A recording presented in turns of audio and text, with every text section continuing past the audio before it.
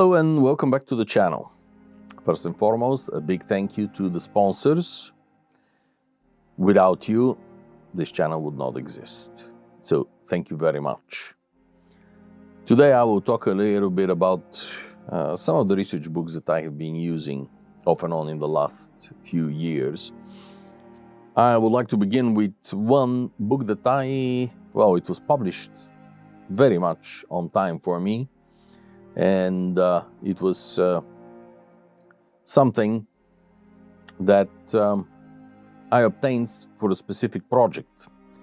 At the time I was excavating the Battle of Tobago in 1677, or rather my team and I were trying to find the wrecks from that battle.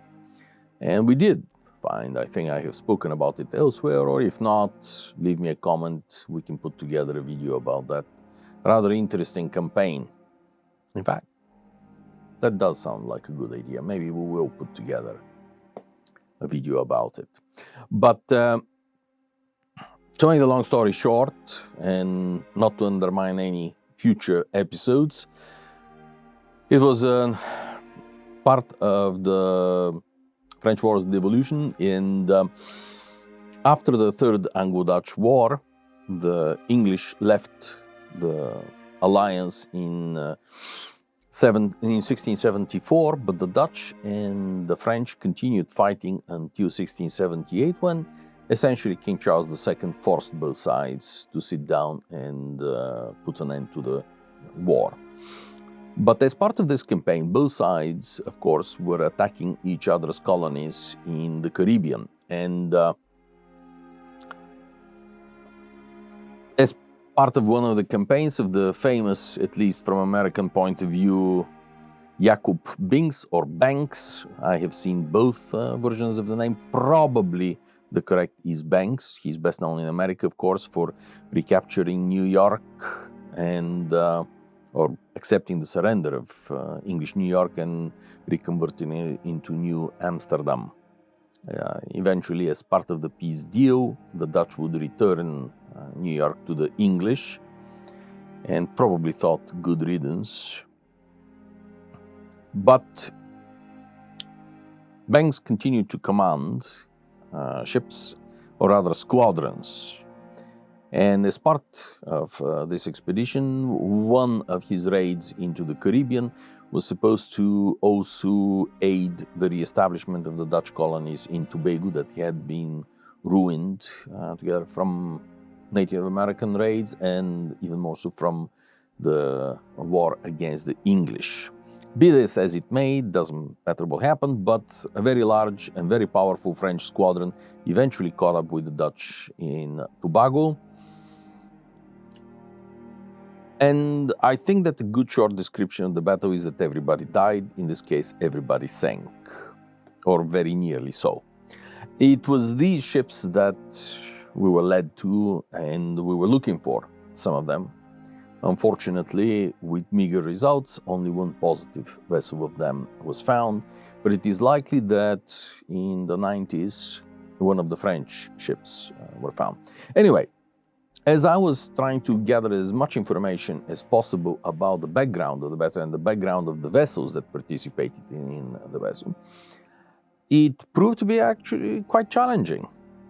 And right about that time, it was before the Riff Winfield books on the French Navy started coming out. I have both volumes of The Age of Sail.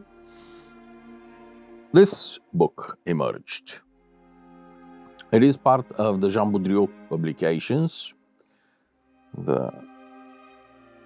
This one is not really a book in the shipmodeling series. It is part of the historical collection. And although the translation is fairly good, it is somewhat idiosyncratic. For example, there is no question about it. You can immediately tell that this is a translation from French by a Frenchman, and no native English speaker had gone through the book.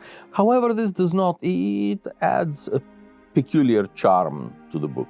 It does not really interfere too much with the reading pleasure. The book, as I said, is not the typical ship modeling book that is produced by Ancre.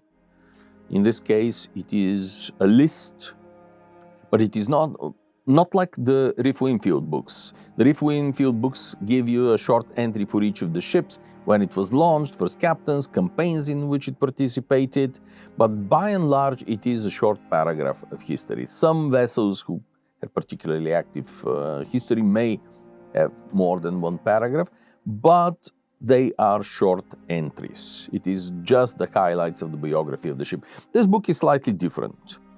It may not give you so much detail on each individual vessel, but it is giving you quite a lot about the development of the Navy, what sorts of vessels were needed. And obviously this one is specifically for Louis XIV's Navy.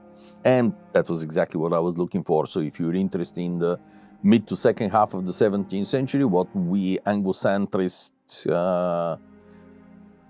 part of the world would say, the Restoration Navy period. Long-term viewers of the channel know that I'm deeply enamored in this period.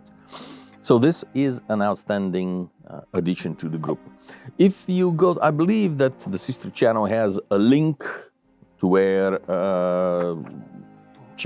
pages through the book, and we'll show you exactly what is inside. Do not expect to see many drawings, certainly not the sort of drawings that you can use to build models from. But it is telling you about the establishment, it is telling you how it developed, what was the strategic thought behind the development of the classes of vessels, and also the technical aspects of each of the separate classes. And to me, this is a very valuable part. It should have paid more attention to the fact that a significant portion of the French Navy originally was Dutch-built, not something that, in fact, in one at least of the books published by Ancre, they go through quite a lot of trouble pointing out that the French Navy was not copying Dutch ships, and yet when you look more carefully, you realize that pretty much they were, especially in the early stages of the development of the French Navy. This book does contain a chapter on the so-called Richelieu Navy, which deteriorated to the point of practically ceasing to exist during the years of the Fronde and the minority of King Louis XIV. Subsequently, under his great minister Colbert, the Navy began to be rebuilt. However, constructing a Navy from scratch, especially as ships were getting bigger and bigger and more powerful, is not a simple thing.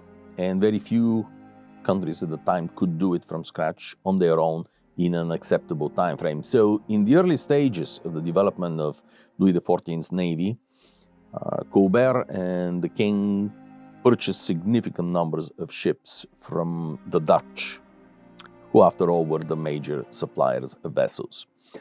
Further into the book, towards the end, you're going to see tables. There are, of course, the inevitable beautiful illustrations, contemporary illustrations of decorations of specific vessels that are used in the text. There are some technical drawings, but not all that many.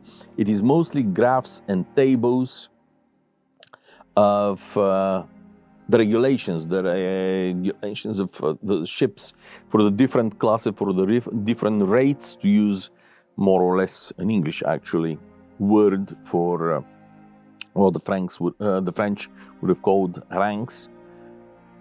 It is giving you the lengths, presumably on the keel. In most cases, it is giving you the class, it is giving you the distribution of artillery pieces.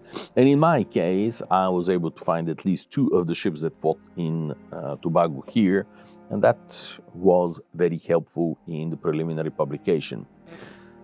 Because I do fully and firmly expect to live together with the Eagles, meaning another couple of 100 years at least, in order to be able to finish all the publications that I have on my desk that I should. So towards these 200 years, towards the end of the 200-year period that I still have ahead of me, please do come back. By then I would have published Tobago in very great detail, I'm sure. With this, ladies and gentlemen, thank you so much for watching. Thank you so much for being present, for commenting. Yet again, my apologies. I am missing in action as far as answering comments. It will happen, but it will happen after I complete the manuscript that I'm working on at the moment, which is taking infinitely longer than I had hoped. Returning to this, I can't wait to go back to these vessels to publish those. Thank you ever so much to the sponsors of the channel, and to all of you, I wish a very, very pleasant rest of the day. Thank you.